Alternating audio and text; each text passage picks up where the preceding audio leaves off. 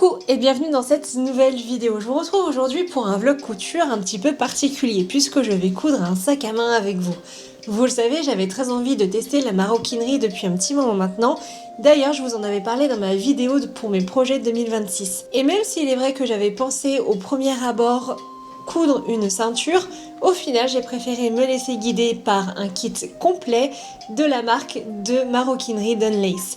Alors je pense que vous devez connaître un petit peu puisque en ce moment ça fait un petit peu le buzz sur Insta, mais j'avais très envie justement pour une première fois au final, plutôt que de me lancer seule, de tester avec un kit déjà complet avec tous les accessoires dont on a besoin pour réaliser le sac à main et en même temps avec des explications créées exprès pour ce kit.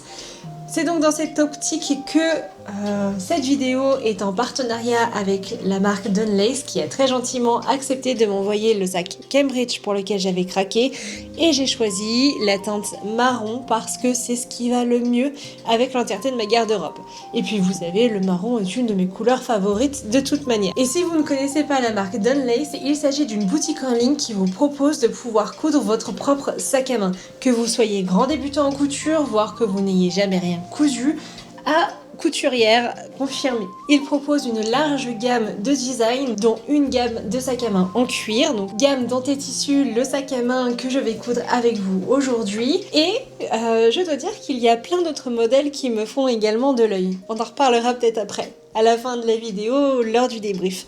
En tout cas, j'espère que cette vidéo vous plaira et que vous passerez un bon moment de couture avec moi. Parce que la couture du cuir n'est pas forcément ce qu'il y a de plus facile. Du moins, c'est ce qui est un petit peu véhiculé sur les réseaux.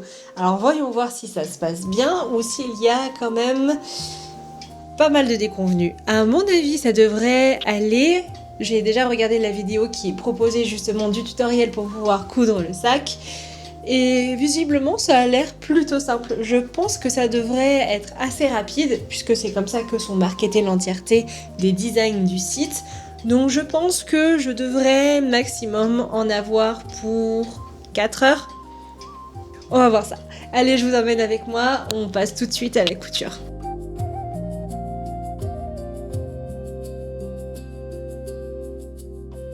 Et on démarre la couture du sac par la couture de la anse. Et pour cela, on a besoin de 10 longueurs de fil, ce qui correspond à 10 fois la longueur de la anse. Ce qui est assez déroutant pour une couturière, étant donné qu'en général, en couture, on demande de prendre une aiguillée qui vient de la main jusqu'au coude. Donc quelque chose qui est assez petit. Et là, me retrouver avec quelque chose d'aussi grand est assez déroutant. Même s'il est vrai que les 3/4 du temps, je n'utilise pas cette longueur d'aiguillée préconisée dans la couture. Et qu'en général, elle fait le double, voire le triple, parce que je n'aime pas changer constamment mes fils. Mais là, je dois dire que c'est assez compliqué d'évoluer tout au long d'une couture avec autant de fils et que je comprends au final pourquoi les aiguillés ils sont si petits en couture, même si moi j'utilise pas les bonnes longueurs. Et pour pouvoir garder son aiguillé correctement à sa place, il faut faire un point dans le fil directement pour créer un nœud et éviter que l'aiguille ne passe son temps à se défaire. C'est d'ailleurs une technique que j'aimerais beaucoup réutiliser en couture, mais j'ai peur que le nœud vienne abîmer le tissage des tissus. Cela dit, je pense que c'est une technique que je peux réutiliser pour la broderie au point de croix. Il suffit juste que je modifie légèrement la technique pour pouvoir réussir à le faire exactement comme ici. Mais revenons à la couture de la anse. L'idée est de passer 2 fois l'aiguille dans le même point pour former le point de céleri, ce qui va permettre d'avoir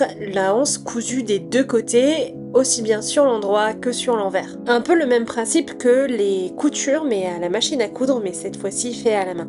Et comme je ne suis pas professionnelle, je n'avais pas les outils appropriés pour pouvoir coudre de manière à ne pas avoir à jongler à chaque fois entre les 2 fils. J'ai donc dû voir un petit peu comment positionner mes mains, positionner mon fil pour essayer d'avoir le point le plus beau possible. Et clairement là, comme vous pouvez le voir, ce ne fut pas le cas. Des fois j'accrochais le fil que je venais de passer directement avec l'autre aiguille, donc forcément ça le dédoublait et ça c'était pas très joli.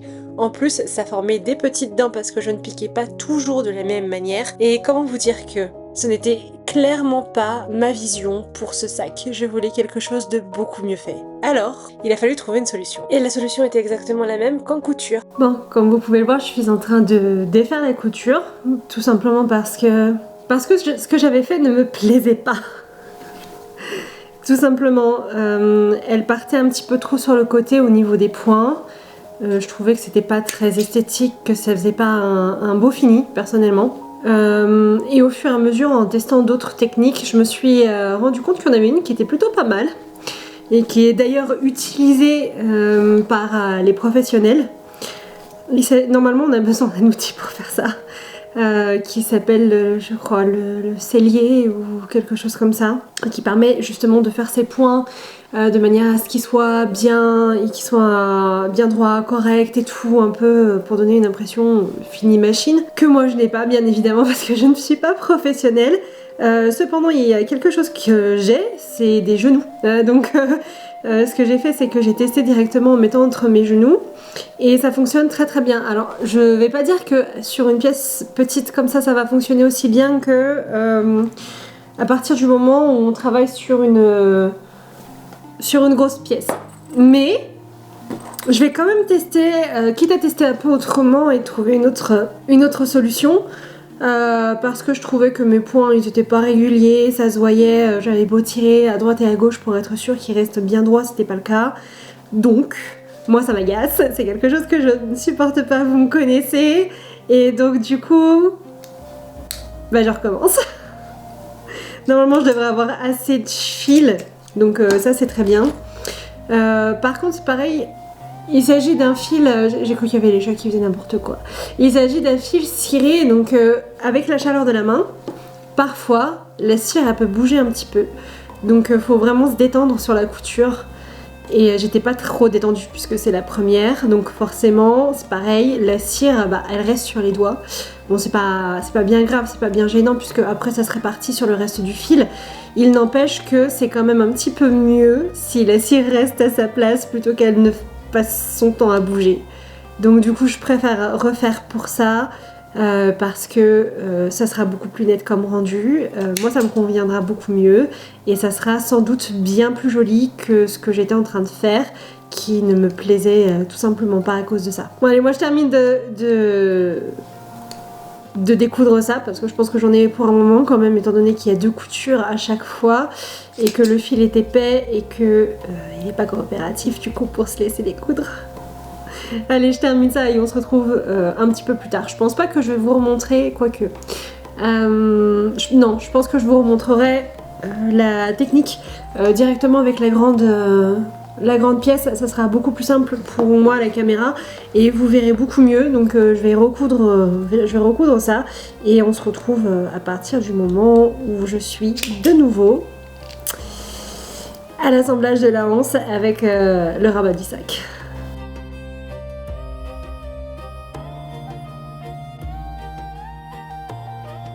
Et par la magie du montage, j'assemble ma anse maintenant avec le haut de mon sac. Sauf que ce que vous ne savez pas et ce que vous n'avez pas vu, c'est que j'ai recommencé la anse 2 autres fois. J'ai même été chercher des blocs de yoga pour essayer de coincer la anse entre les 2 blocs, voire directement coudre avec, mais ce ne fut clairement pas concluant. J'ai donc abandonné cette idée parce que ça n'arrêtait pas de bouger et que la anse ne restait pas à sa place. Et puis ensuite, les autres pièces étaient beaucoup trop grosses pour que je puisse les caler dedans. Par contre, ce que j'ai fait, c'est que j'ai étudié la manière dont passer l'aiguille parce que j'ai réussi à faire 2-3 points tout de même, malgré le fait que ça bougeait dans tous les sens, pour identifier quel était le problème qui m'arrivait à chaque fois que je cousais et pourquoi mes points se décalaient. Une fois le problème identifié, j'ai reproduit exactement le même mouvement que je faisais directement avec les blocs pour l'adapter au fait d'avoir les pièces posées sur la table.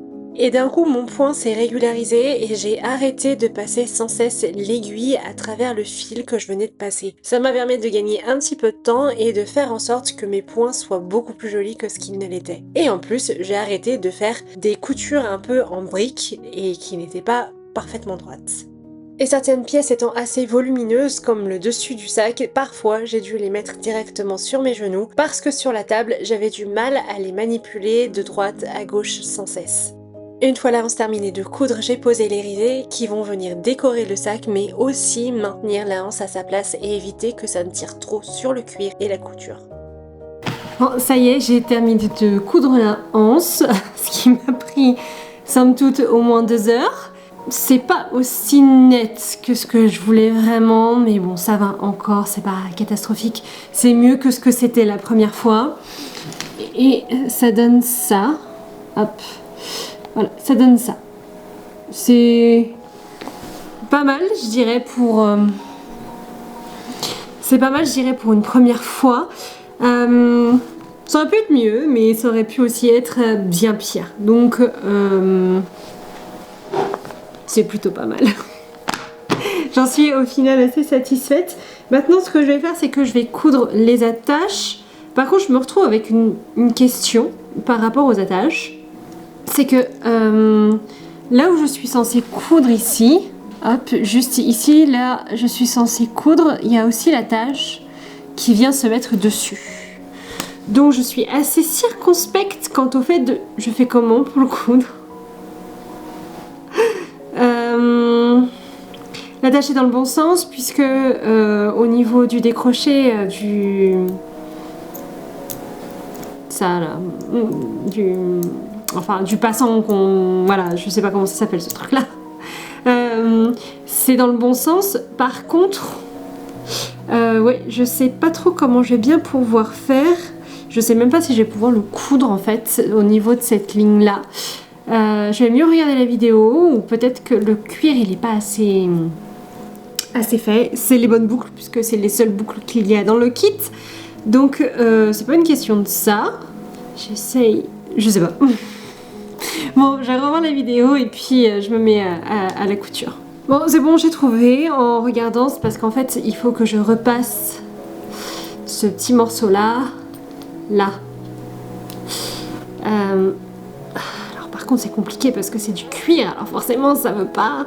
Et je voudrais éviter de trop le marquer. Je vais être obligée. Hop. Voilà. Oh. Par miracle ça va fonctionner beaucoup mieux.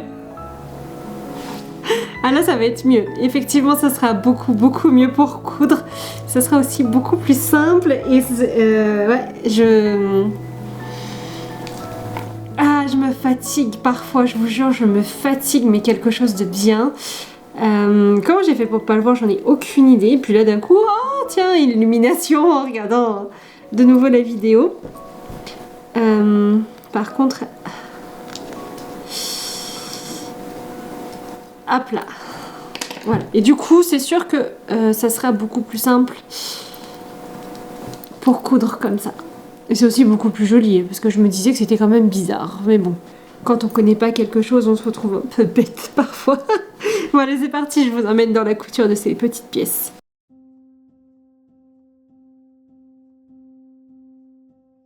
Et honnêtement, la couture des petites pièces est tellement plus facile que celle des grandes. D'ailleurs, j'aurais préféré commencer directement par les petites pièces. Ça m'aurait permis de mieux me faire la main que sur une grande, mais en même temps, est-ce que j'aurais vu à ce point que mon point n'était pas si beau que ça? Je ne sais pas. Je pense que oui, mais étant donné qu'il y avait un arrondi et tout, peut-être que non. Je ne peux pas vous dire, j'ai décidé de suivre les instructions à la lettre et pour une fois de ne faire aucune modification. Et heureusement que je l'ai fait ça parce qu'il y a une logique dans toute l'assemblage de ce kit. Et si j'avais modifié, peut-être qu'il y aurait des choses qui m'auraient un petit peu perdu ou des finesses que je n'aurais pas vues. En attendant, voilà le résultat de mes attaches. J'adore ma couture, je me lance un petit peu des fleurs, mais pour le coup elle est très bien faite, les points d'arrêt sont bien faits. Par contre, je suis un petit peu moins fan de ma manière que j'avais d'arrêter mes points en les brûlant, mais ça je vous en parlerai plus tard. Je suis ensuite passée à l'assemblage des deux pans qui formeront le fond de la grande pochette du sac. Et tout au long de ma couture, j'ai été surprise par le métrage de fil utilisé pour chaque assemblage. Ici, il fallait 5 fois la longueur que j'allais coudre. Ça me paraissait toujours immense et je me disais à chaque fois que j'allais me retrouver avec un métrage énorme qui me resterait et énormément de chutes de fil. Et en réalité, pas du tout. À chaque fois, j'utilise quasiment tout et il me restait très peu de longueur. Avec la couture de ce sac, c'est un petit peu comme si je réapprenais la couture mais dans un autre domaine et quelque part c'est un peu vrai quand on regarde bien. Bon, alors j'ai terminé d'assembler les deux, lanière, côté, fond du sac et maintenant je vais prendre le petit ici et je vais coudre ça là. Donc c'est parti! Et comme on commençait à rentrer un petit peu dans les points techniques, étant donné qu'il y avait des endroits pour commencer et pour terminer, on ne commençait pas directement au premier point mais au second et j'ai commencé au premier, je me suis trompée et j'ai dû défaire une fois avoir terminé l'entièreté de l'assemblage de la petite poche du sac. Et ce ne sera d'ailleurs pas la dernière fois que je me tromperai sur l'assemblage de ce sac. Et une fois le fond de poche terminé de coudre, j'ai cousu et attaché en même temps les passants qui me permettront d'attacher la bandoulière du sac. Et quand je dis coudre et attacher, c'est parce que l'on vient faire les deux en même temps. On vient à la fois coudre les deux côtés qui prennent en sandwich le passant pour pouvoir accrocher la bandoulière et on vient le coudre directement sur la lanière qui formera le fond de la grande poche du sac. Et si les alignements sont parfois difficiles sur un assemblage simple, donc de 2 seulement épaisseurs, sur 3 épaisseurs, c'est presque à chaque fois qu'il y a un décalage. Enfin, du moins au début, parce qu'après ça se régularise un petit peu et ça devient un petit peu plus facile. Et dans un même temps, il faut aussi faire attention à la manière dont on vient piquer le fil pour éviter qu'il ne forme une boucle comme là, il en avait formé une. Heureusement, il m'a suffi de déplacer un petit peu ma pièce et de la retourner sur elle-même pour pouvoir retirer la boucle. Et cette fois-ci, je n'ai pas commencé exactement au même endroit que sur la vidéo, parce que pour moi, c'était beaucoup plus simple de commencer directement en plein milieu de la ligne droite sur les côtés, plutôt que de la ligne droite proche de l'anneau qui permettra l'attache de la bandoulière. Surtout que pour imiter le véritable point de sellerie fait par un professionnel avec les outils de professionnel, il fallait que je tire sur mon fil pour créer une tension pour éviter que l'aiguille ne passe à travers le fil et ne le dédouble. Par conséquent, j'ai adapté mon départ à ma manière de coudre. Et conformément aux instructions et pour l'entièreté des coutures, j'ai brûlé le fil d'arrêt et je pense qu'il y avait une méthode un petit peu mieux pour éviter d'avoir une espèce de pâté comme ça. Je pense que, à mon avis, il devait avoir une technique qui permettait d'avoir quelque chose de beaucoup plus joli que ce que j'ai fait là. Et j'ai ensuite assemblé les attaches supérieures qui permettront de fermer le sac.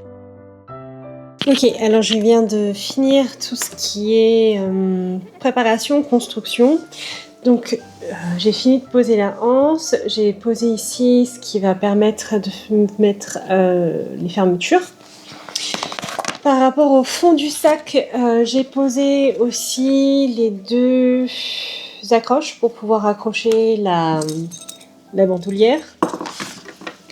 Et j'ai aussi mis le fond donc de la pochette qu'il y a devant le sac. Voilà, donc tout ce qui est construction est terminé. Ah oui, et j'ai aussi cousu les boucles en métal, donc avec les aimants pour pouvoir fermer le sac. Ça c'est fait, c'est bon. Maintenant il reste plus qu'à faire l'assemblage donc de la pochette. Salut Mystique.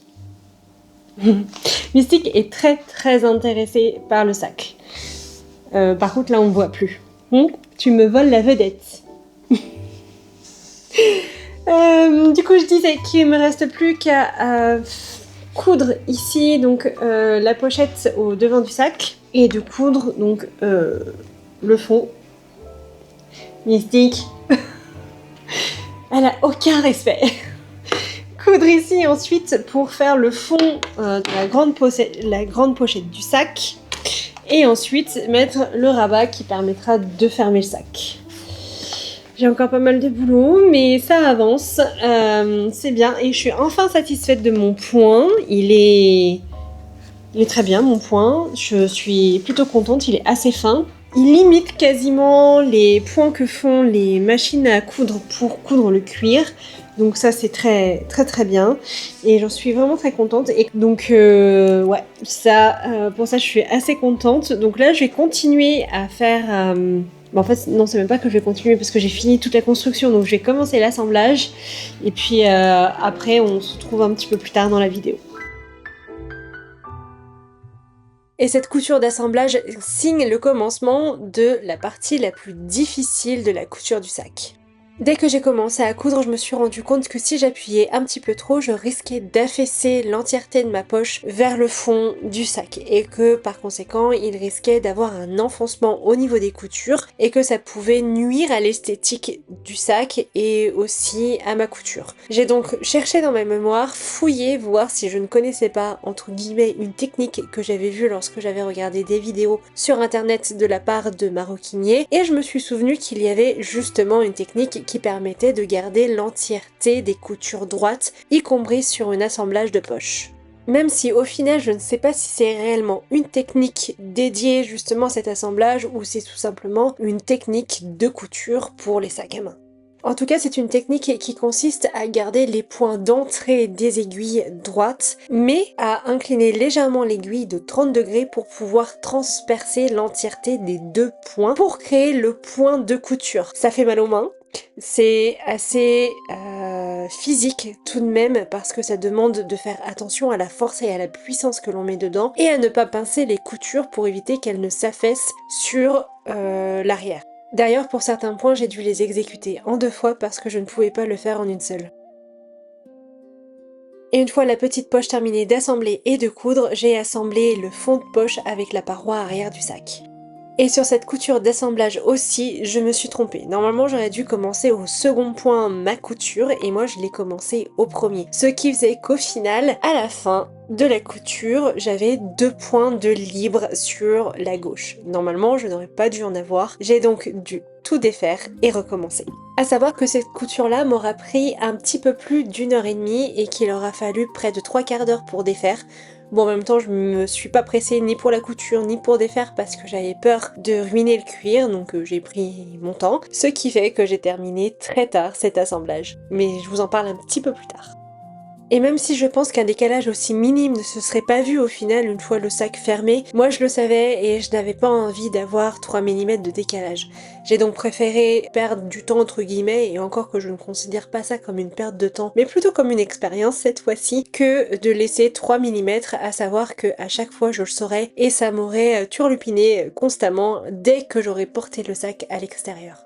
Vous savez, c'est exactement la même sensation que lorsqu'on a une erreur sur une couture, qu'on est la seule à voir, que personne ne verra parce que en réalité elle ne se voit pas trop, mais vous ne faites que ça, la voir, vous ne voyez qu'elle, et pour vous, vous avez l'impression que la moindre personne qui vous regarde voit l'erreur. Et exactement la même manière, mais cette fois-ci dans un sac qui, fermé, normalement personne n'aurait dû le voir ni le savoir si je ne l'avais pas dit. Eh bien, pour moi, c'était impossible de laisser 3 mm de décalage justement à cause de ça. Et puis je me connais, je savais que j'aurais eu énormément de mal à le porter et à le sortir ce sac si jamais je laissais ça comme ça. Et je n'avais pas envie qu'il prenne la poussière dans une armoire, l'idée c'était de le garder, de le porter et d'en être fier d'avoir cousu son propre sac à main. Et je vous en ai parlé au tout début de vidéo, mais on travaille avec énormément de métrage à chaque fois que l'on vient assembler une pièce, ce qui demande une organisation un petit peu exceptionnelle par rapport à la couture. Je m'étais donc créé une organisation qui faisait que je croisais sans cesse mes fils un coup à gauche, un coup à droite en fonction de l'aiguille que je devais utiliser pour faire mon point. Un peu de la même manière qu'on vient travailler le jacquard en tricot. Si jamais il y en a parmi vous qui tricotent, vous savez qu'on doit tenir les fils dans les 2 mains pour le fil de couleur dominante et le fil contrastant. Là, c'est un petit peu la même chose, mais version couture de sac à main. Et comme vous pouvez le voir, parfois c'est un petit peu difficile de jongler avec les plaques de cuir et les métrages de fil. J'ai passé énormément de temps à le tourner dans tous les sens pour pouvoir bien piquer correctement mon aiguille dans chacune des entrées qui me permettraient de faire mon point. Et parfois ça a donné des choses un petit peu cocasses, comme là où il fallait que je me dévisse la nuque pour pouvoir avoir accès correctement à mon point d'entrée pour passer mon aiguille. D'ailleurs ça arrivait toujours dans les arrondis, c'est le plus difficile à coudre parce que c'est l'endroit qui est le plus arrondi bien évidemment, mais sur lequel il faut le moins appuyer pour éviter que ça ne s'affaisse vers l'intérieur. Et oui, on ne dirait pas comme ça, mais c'est vraiment une sacrée organisation que de coudre un sac, encore plus lorsque l'on n'a pas les instruments de professionnels. Mais bon, comme vous pouvez le voir, on s'en sort très bien avec un petit peu d'organisation et d'observation. Comme vous le voyez, on n'a pas forcément besoin d'instruments de professionnels pour coudre ce sac, ou même n'importe quel kit de chez Lace. C'est d'ailleurs un petit peu leur mot d'ordre. Avec un petit peu d'observation et un petit peu d'organisation, c'est très facile de le faire directement à la maison, sans instruments supplémentaires. Et là, tout d'un coup, je viens de m'apercevoir que je me suis trompée et qu'il faut que je recommence. J'ai donc défait, comme je vous l'ai dit précédemment, et j'ai recommencé, et du coup j'ai terminé l'assemblage alors que la nuit était déjà presque entièrement tombée. Mais en même temps, j'aurais dû m'en rendre compte un petit peu plus tôt, étant donné que j'avais du mal à coudre dans les arrondis, justement à cause de ça, de ce décalage. Je m'en suis rendu compte lorsque je l'ai recommencé parce que j'avais moins besoin de forcer pour faire passer l'aiguille et j'avais moins besoin de coudre en 2 temps. Donc, quelque part, j'aurais dû m'en rendre compte quand même beaucoup plus tôt. Mais que voulez-vous, c'est cela lorsqu'on n'est pas professionnel, on fait des erreurs et on apprend. Ok, je viens de finir le premier assemblage, donc ça y est, j'ai mon fond de sac avec mon fond de sac avec la paroi de mon sac arrière, donc ça c'est fait. Donc on peut déjà voir un petit peu le rabat, voilà. J'ai dû défaire parce que une fois que j'ai terminé de l'assembler, parce que je l'ai assemblé du coup une première fois, il restait deux. Alors moi j'ai commencé par là, donc j'ai commencé par la droite pour finir à gauche, et il restait deux trous de libre alors que normalement il n'est pas censé en rester. Et en fait, c'est simple et on voit pas trop à la caméra. D'ailleurs, à la caméra, la femme qui coud commence directement par le premier et on voit qu'il reste 2 trous. Mais c'est exactement la même chose que pour ici, l'assemblage ici. On est censé commencer un trou au-dessus pour piquer un trou au-dessous et commencer la piqûre comme ça. Donc là, du coup, j'ai défait et j'ai refait exactement pareil pour que ça soit bien droit des deux côtés, parce que sinon il y en avait un côté qui était un peu plus haut que l'autre. Forcément c'est quelques millimètres, mais bon, moi ça me plaisait pas, donc j'ai préféré refaire et avoir quelque chose qui soit à la même hauteur. Et je pense que de toute façon avec le rabat ça sera mieux que d'avoir un 3 mm je pense, qui était plus bas d'un côté que de l'autre. Moi c'est ce que je préfère. Après si vous en fichez, ou à vous de voir. Donc là c'est bon, ça y est, c'est fait. Ça m'aura pris une blinde de temps bien évidemment parce que c'est un point de céleri et que le point de céleri forcément il prend du temps puisque c'est un double point où on vient passer 2 aiguillets à l'intérieur d'un même trou. Donc rien que pour faire ça j'ai mis 1h30, donc x2, donc 3 heures. Oui, je suis très lente parce que ça me fait très mal aux mains et que je suis obligée d'arrêter régulièrement pour les bouger. Mais bon, ça c'est une question... c'est pas forcément une question du fait du sac ou de l'assemblage, c'est juste une question, moi, à mes mains. Mais ouais, sinon c'est super, franchement j'aime beaucoup. J'ai utilisé des techniques que j'avais vues quand j'avais regardé des vidéos parce que c'est quelque chose que je veux faire depuis un petit moment maintenant et pour lesquelles j'ai fait des recherches qui permettent justement de ne pas, notamment ici au niveau de la poche, de ne pas enfoncer au niveau des coutures, les coutures vers l'intérieur, donc qui permettent d'avoir quelque chose d'assez droit. Comme ça. Alors je suis désolée, la luminosité elle est pas terrible, mais on a une tempête là. La nuit elle est tombée à une vitesse monstre. Il est à peine 17h30 et il fait déjà quasiment nuit. Vive les tempêtes en ce moment. Et donc du coup ça me permet d'avoir quelque chose moi qui soit droit, qui soit bien à plat et qui s'effondre pas sur les côtés. Bon là pour le moment ça s'effondre et c'est arrondi du fait de la tension des coutures. Je pense que ça va se régler une fois que je l'aurai assemblé avec le reste du sac. Et au pire, si ça ne se règle pas, c'est pas grave. J'ai une autre astuce dans mon sac. J'ai une autre astuce dans mon sac pour pouvoir réaplatir tout ça et faire en sorte que ce soit droit. Pareil, une technique de maroquinier.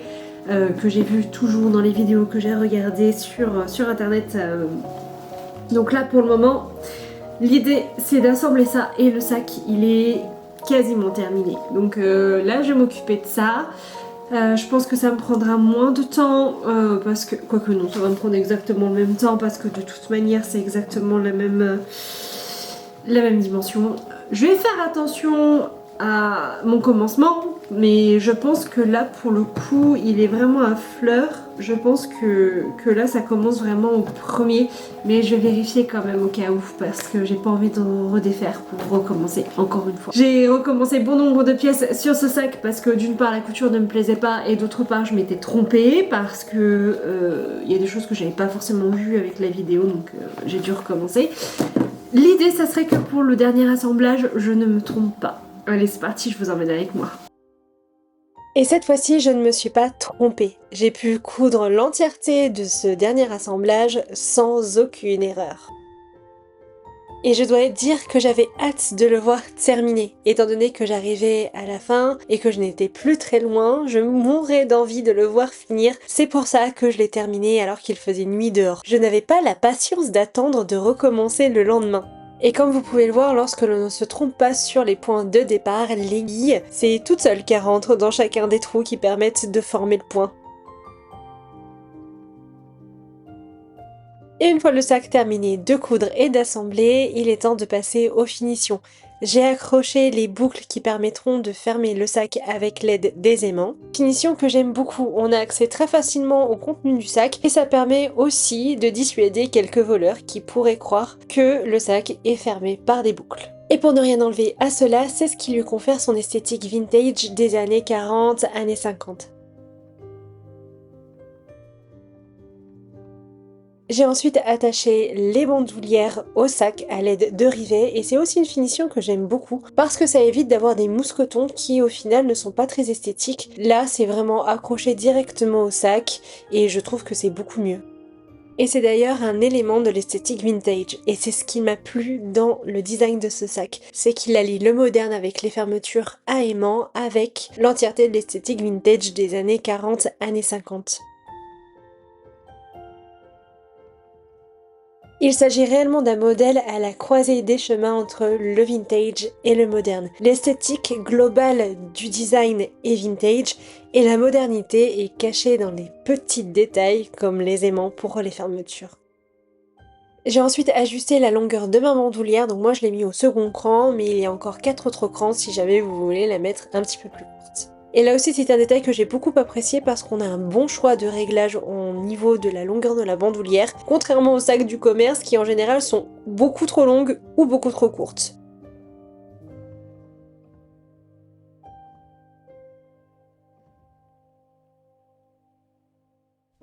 Et voilà le résultat de mon sac à main 100% cousu main. J'adore l'esthétique entière du sac, les détails apportés aux fermetures, à la bandoulière, mais également aussi à la poignée.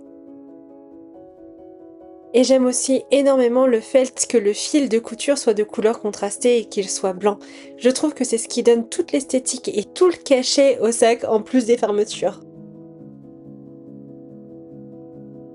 En plus, et je trouve que c'est un détail qui a toute son importance, on peut encore un petit peu plus personnaliser le sac étant donné qu'on a 3 points d'entrée pour personnaliser la hauteur de fermeture du sac à main.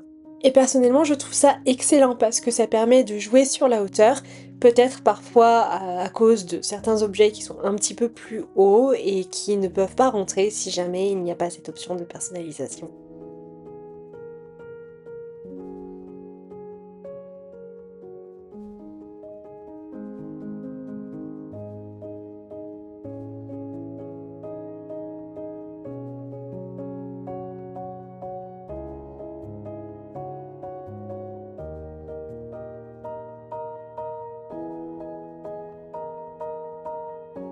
Et pour vous montrer un petit peu tout ce que j'allais mettre dedans et ce qu'on pouvait mettre dedans surtout, j'ai eu envie de remplir ce sac avec vous de mes affaires habituelles que j'ai dans mon autre sac. J'ai donc mis mon porte-monnaie, mes lunettes de soleil mais l'étui va bientôt changer, mon téléphone, un peigne parce qu'on peut toujours en avoir besoin, une crème pour mes yeux lorsque mes gouttes ne sont pas assez efficaces, un élastique pour s'attacher les cheveux, mes gouttes pour les yeux, indispensables lorsque je sors, de même que mon traitement de crise pour mon asthme, une petite pochette avec des huiles essentielles lorsque mon traitement pour l'asthme n'est pas suffisant, et il me restera encore un petit peu de place si jamais j'ai besoin de rajouter 2-3 petites choses. Et voilà, le sac est terminé et comme vous avez pu le voir, il est juste parfait. Je peux mettre absolument tout ce dont j'ai besoin à l'intérieur.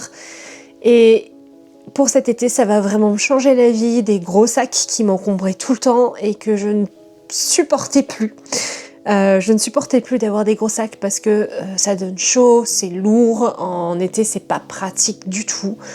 Je suis vraiment contente d'avoir ce sac, d'avoir pu le coudre moi-même, de savoir comment il est fait, d'avoir un cuir de bonne qualité parce que franchement il m'a donné du fil à retordre parce qu'il est quand même assez rigide. Et donc la rigidité dans le cuir peut aussi être un gage de qualité, même si je sais qu'il y a des cuirs assez souples qui sont de très bonne qualité. Mais là, pour un sac à main, avoir quelque chose de rigide, c'est quand même mieux que d'avoir quelque chose qui est complètement souple et où après, c'est un peu difficile d'aller chercher ses affaires à l'intérieur.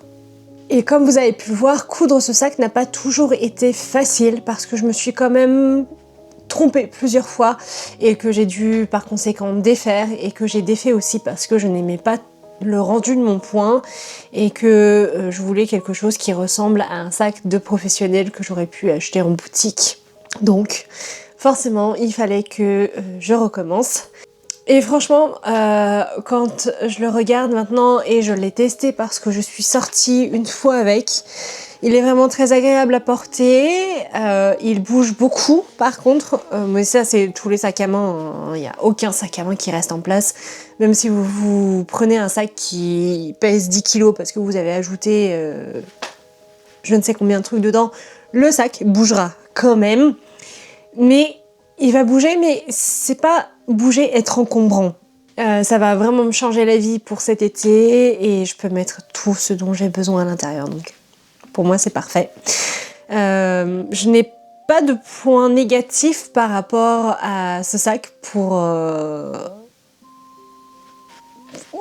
juste l'esthétique est parfaite, le cuir est de bonne qualité, il est de bonne facture, le grain, j'aime beaucoup le grain qu'il y a sur le cuir. Franchement, je suis vraiment super contente.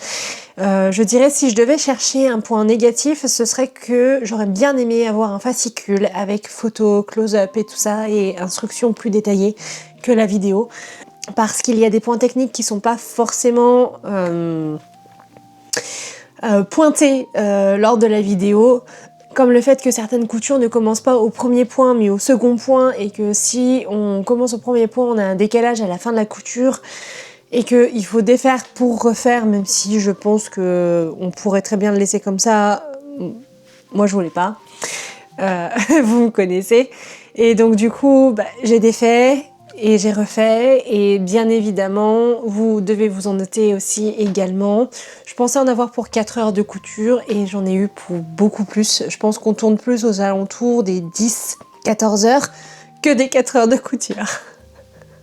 Mais bon, quand on recommence parce que le point n'est pas assez beau et qu'on recommence parce que y a des moments où on n'a pas bien vu, parce que j'ai peut-être pas fait bien attention également à la manière dont c'était positionné au moment de la première couture sur la vidéo, forcément ça fait grimper le volume d'heures de manière assez conséquente.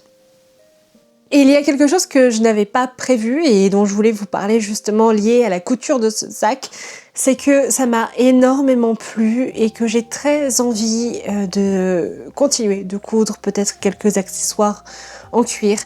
En tout cas, j'ai beaucoup aimé ce kit et travailler avec Dunlace, ça c'est sûr et certain. Et je pense même à un second projet, cette fois pour ma maman, pour lui coudre un sac, parce qu'elle ne pourra pas le faire elle-même. Ça demande quand même beaucoup de force parfois dans les mains pour pouvoir coudre et faire certains assemblages. Donc je pense que c'est plutôt moi qui lui ferai et elle aime beaucoup ce modèle et elle aime aussi beaucoup la version en rouge du modèle. Donc je pense que je lui ferai aussi. Comme ça, elle aura son sac ou un autre modèle, je sais pas. Et il faudra qu'elle regarde et qu'elle me dise. Et j'ai aussi très envie. J'aimerais beaucoup me coudre le porte-monnaie assorti au sac, parce que je sais pas si vous avez vu dans les plans, mais le mien a vécu. C'est un faux cuir, donc c'est un cuir PU, et il a quelque chose comme 10 ou 12 ans. Il est encore fonctionnel, mais c'est vrai que ça serait sympa d'avoir le set de sac à main et de porte-monnaie qui vont avec, tout simplement. Alors si un jour vous décidez de sortir une gamme de porte-monnaie, je veux bien être l'une de vos testeuses, si jamais ça vous intéresse, et si vous avez été satisfait de cette collab avec moi. Donc n'hésitez pas à penser à moi si par hasard ça vous dit un jour. Je fais mon autopromotion. En même temps, c'est ma vidéo, non? En tout cas, voilà, c'est pour vous dire à quel point j'ai aimé coudre ce sac, j'ai aimé travailler avec Dunlace parce que toute la communication en backup et tout a été franchement super, c'était vraiment hyper agréable. Le sac, je sais pas pourquoi, j'ai perdu mes plans de la réception et tout ça, mais il arrive vraiment très bien emballé. Il est dans un carton, et dans le carton, il est dans un papier bulle, et ensuite, il est dans une pochette. Donc une pochette comme celle-ci, donc on peut ranger le sac à l'intérieur lorsqu'on s'en sert pas, alors qu'on ne s'en sert pas pendant 6 mois ou qu'on s'en sert pas tout simplement entre deux journées shopping ou 2 journées plutôt journée il faut aller faire les courses pour moi. C'est vraiment très pratique et c'est génial parce que ça empêche le cuir de s'abîmer si jamais il y a un objet qui racle dessus ou autre. Donc ça c'est juste parfait et ça empêche également d'avoir des dommages liés à la poste parce qu'on sait tous que la poste, on n'a strictement rien à faire de nos colis. Mais complètement rien à faire. D'ailleurs j'en ai encore eu la preuve en réceptionnant parce que le carton était il était complètement affaissé et j'ai eu peur. Et en fait, le fait qu'il y ait à l'intérieur une enveloppe à bulles, ça a protégé l'entièreté du kit et ça, c'était juste parfait.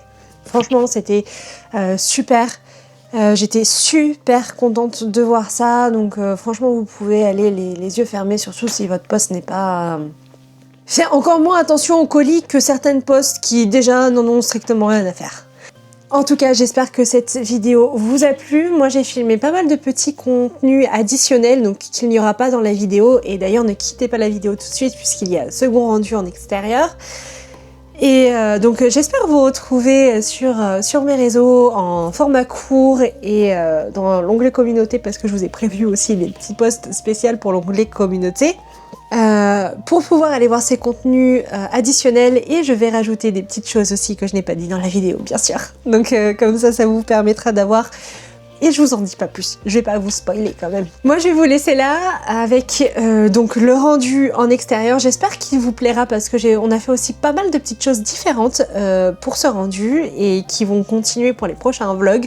Donc n'hésitez pas à me dire en commentaire ce que vous en pensez. Et si vous avez aimé cette vidéo, n'hésitez pas à la commenter, la liker, la partager. Et à la booster si jamais vous avez la fonctionnalité des boosts. Alors il me semble d'après ce que j'ai cru comprendre que c'est possible que sur les téléphones, sur l'application directement. Donc n'hésitez pas si jamais cette vidéo vous a plu à aller la booster. Et moi je vous dis à très bientôt pour un nouveau vlog.